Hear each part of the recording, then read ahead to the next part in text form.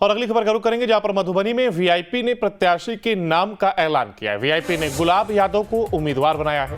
Jhanjharpur Lok Sabha seat से प्रत्याशी बनाया है और पूर्व विधायक रह चुके हैं गुलाब यादव। तो वीआईपी ने गुलाब यादव को उम्मीदवार बनाया है और झंझारपुर लोकसभा सीट से बनाया है प्रत्याशी। वीआईपी ने गुलाब यादव को उम्मीदवार बनाया है और यहां आपको ये बता दें कि पूर्व विधायक रह चुके हैं गुलाब यादव। तो ये तस्वीर आप देख रहे हैं, गुलाब यादव की तस्वीर। मधुबनी से खबर, वीआईपी ने प्रत्याशियों के नाम का जायका और ऐलान किया। तो गुलाब यादव को उम्मीदवार बनाया गया है वीआईपी के द्वारा।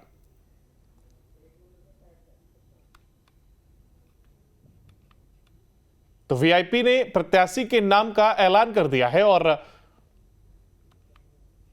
यहां पर आपको बता दें कि पूर्व विधायक भी रह चुके हैं गुलाब यादव और उन्हीं को उम्मीदवार इस बार बनाया है वीआईपी ने।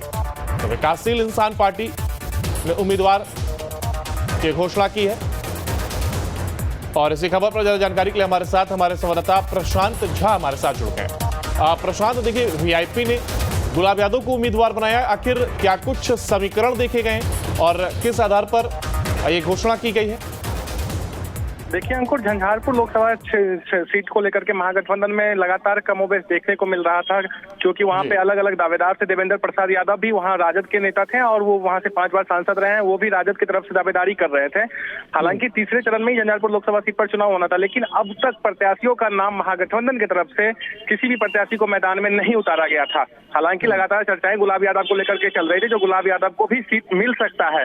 ऐसे में जब वीआईपी पार्टी के पास में ये सीट गई तो वीआईपी पार्टी ने गुलाब यादव को झंझारपुर लोकसभा सीट से चुनाव लड़ने का ऐलान किया है। और अब जिस तरीके से घोषणा हुई है उसमें लोगों में, जो यहाँ के कार्यकर्ता हैं, गुलाब यादव के जो समर्थक हैं, महागठबंधन के समर्थक हैं, उनमें एक उत्साह देखने को मिल रहा है, जो आखिरकार उनके नेता को झंझारपुर लोकसभा क्षेत्र से चुनाव लड़ने को मिल गया। इससे पहले 2019 में भी झंझारपुर लोकसभा सीट पर गुलाब यादव चुनाव लड़े थे और राजद से वो चुनाव लड़े थे। हालांकि उसमें उनको काफी बुरी तरीके से हार का सामना करना पड़ा, लेकिन इस बार क्या कुछ स्थिति बदलता है तो देखने वाला चीज रहेगा। यानी पूरी तरीके से क्या एक बार दोबारा एक्सपेरिमेंट के तौर पर इसको लिया जाए कि एक्सपेरिमेंट किया गया है वीआईपी की ओर से? जी बिल्कुल, देखिए अंकुर, जिस 2019 में लोकसभा चुनाव हारने के बाद में गुलाब यादव का जो कद है वो काफी बढ़ा है जिला में। जिस तरीके से हम बात करें तो एमएलसी के चुनाव में भी उन्होंने निर्दलीय के उम्मीदवार के होने के बावजूद भी, जो कि राजद से निष्कासित कर दिए गए थे, राजद के अपोजिशन वाले को उन्होंने हराया था और एमएलसी अपनी पत्नी को बनाया।